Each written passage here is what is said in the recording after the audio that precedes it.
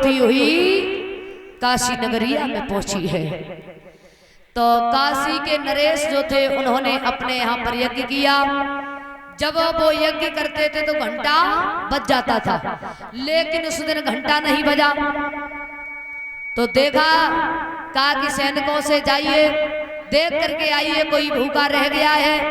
देखा कि सत्यरथा अपने पति गधा को लेके बैठी। कहा कि तुम भोजन कर लो। कहा पहले आप हमारे गधा को भोजन कराइए। कहा ये गधा कौन है? कहा कि ये हमारे पति हैं, गधा जन्म से है। बोले नहीं, श्राप के कारण ये गधा बन गए हैं। अगर कोई पतिव्रता स्त्री इनके ऊपर जल डाल देगी तो ये पुनः मनुष्य बन जाएंगे। तो आज राजा के दरबार में लेकर के गए तो राजा की पत्नियां जो थी, तो राजा ने देखा कि हमारी रानी रोज कहती है हम बड़ी पतिव्रता हैं, बड़ी पतिव्रता हैं। आज हम देख भी लेंगे कि रानी कितनी बड़ी पतिव्रता है और ये भी मनुष्य बन जाएंगे। रानी से जाकर के कहा कि एक दरबार में गधा आए हैं, पतिव्रता के बल से उनको मनुष्य बनाना है। बोले हाँ बिल्कुल, क्यों नहीं। अब जैसे ही रानी पहुंची, जैसे ही जल डाला, लेकिन उस जल का कोई प्रभाव नहीं हुआ। अब राजा ने देखा ये तो रोज कहती थी कि हम बड़ी पतिव्रता है, बड़ी पतिव्रता है। हर जगह से रानी आ रही है, सभी जल डाल रही है, लेकिन कोई प्रभाव नहीं हो रहा है। राजा ने देखा कि हमारा इतना बड़ा राज्य और यहाँ कोई पतिव्रता नहीं है। और महाराज ऐसे पतिव्रता थोड़ी बन जाओगी कि पति की सेवा तो खूब कर रही है, हम दो हमारे दो, ऐसा नहीं है। पति की सेवा, सास ससुर का सम्मान, जेठ जेठानी का आदर, देवर को दुलार, ननद से प्रेम, तब आप कहलाओगी पतिव्रता। अब घूंघट तो 1.5 हाथ को मारे और भीतर ही भीतर सास ससुर को गाली दे रहे हैं। किसी से अपशब्द न बोलो, क्योंकि घूंघट मारने से कुछ नहीं होता है। लज्जा शर्म जो भी है वो नेत्रों में होती है। अब महाराज त्रिशंकु ने देखा कि अब तो कोई पतिव्रता नहीं है, अब क्या करें। कालू मेहतर की घरवाली को बुलाया। बोले अब तुम्हारे ही हाथ में हमारी लाज है, अब तुम ही इन्हें गधा से मनुष्य बना सकती हो और किसी की अब कोई ताकत नहीं है। उन्होंने जैसे ही अपने पति के चरणों का ध्यान किया, जल डाला, तुरंत महाराज त्रिशंकु एकदम से मनुष्य बन गए। कहा कि वरदान मांग लो। तो कालू मेहतर की घरवाली बोली है महाराज हमने आपके ऊपर जो जल डाला है, आप मनुष्य बन गए। हमारे यहाँ पर 12 वर्ष तक आप पानी भरे। महाराज त्रिशंकु ने कहा कि हम तो सूर्यवंशी राजा हैं और एक मेहतर के यहाँ वो भी 12 वर्ष पानी। बोले नहीं नहीं नहीं, हम नहीं भर सकते। महाराज त्रिशंकु अपनी पत्नी सत्यरथा को लेकर के वहां से चले आए। इन्हीं के पुत्र हुए हरिश्चंद। तो त्रिशंकु के बदले हरिश्चंद को कालू मेहतर के यहाँ पर जल भरना पड़ा।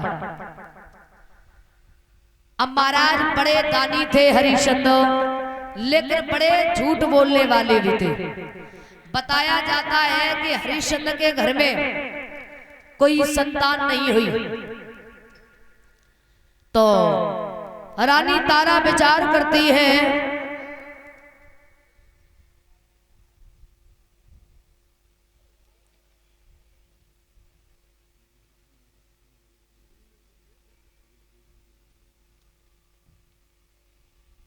और स्वर्गीय श्री राम प्रकाश यादव CRPF पुत्र रजनीश यादव, ये 501 रुपए हमारे पास में आए हैं। रजनीश यादव जी की तरफ से ये 501 रुपए भिजवा रहे हैं। भगवान धन के भंडार भरे रहे, दीर्घ आय प्रदान करें और समाज का सम्मान मिलता रहे, धर्म के क्षेत्र पे आगे हाथ बढ़ते रहे। कन्हैया की कृपा इनके पूरे परिवार पर बनी रहे, प्रभु से यही कामना करते हैं। बोलिए गोविंद भगवान की।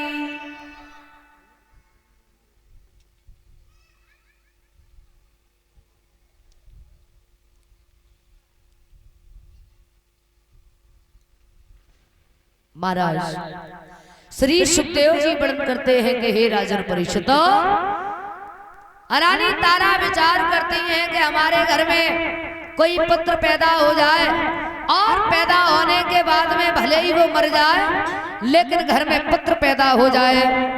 तो रानी बड़ी चिंतित हैं, रोती हैं, विलाप करती हैं, सोचती हैं कि लोग हमें अच्छी दृष्टि से नहीं देखते हैं, हमें बांझ कहते हैं और महाराज को निवल कहते हैं। तो आज रानी विचार कर रही है क्या, अरे मेरे एक ही बेटा हुई जा तो मेरे सब मन की हुई जाती, मेरे एक ही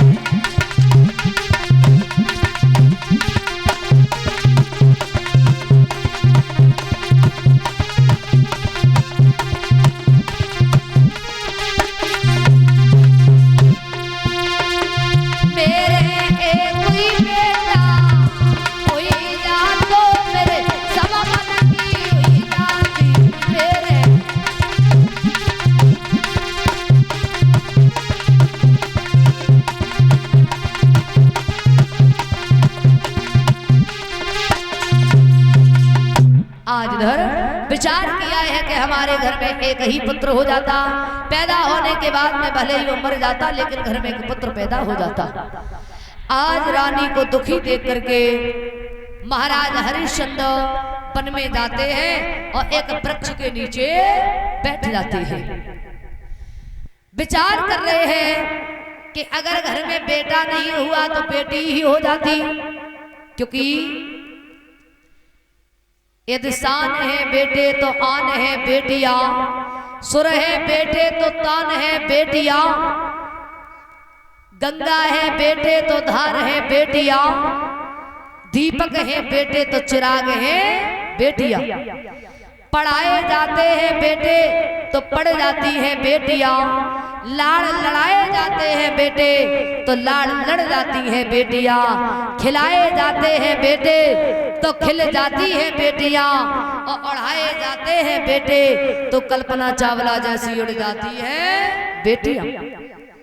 अगर घर में पुत्र पैदा हो जाए तो आप भाग्यशाली हैं, लेकिन घर में पुत्री पैदा हो जाए तो आप सौभाग्यशाली हैं। तो विचार किया कि हमारे घर में एक कन्या का ही जन्म हो जाता तो अभी हमारे जीवन में 4 चांद लग जाते। अब ये सब बातें सोच ही रहे थे, नेत्रों से अश्रुधारा बह रही थी, तब तक क्या हुआ कि वरुण देव जी का आगमन होता है। जैसे ही वरुण देव जी का आगमन हुआ, पूछा ये बताइए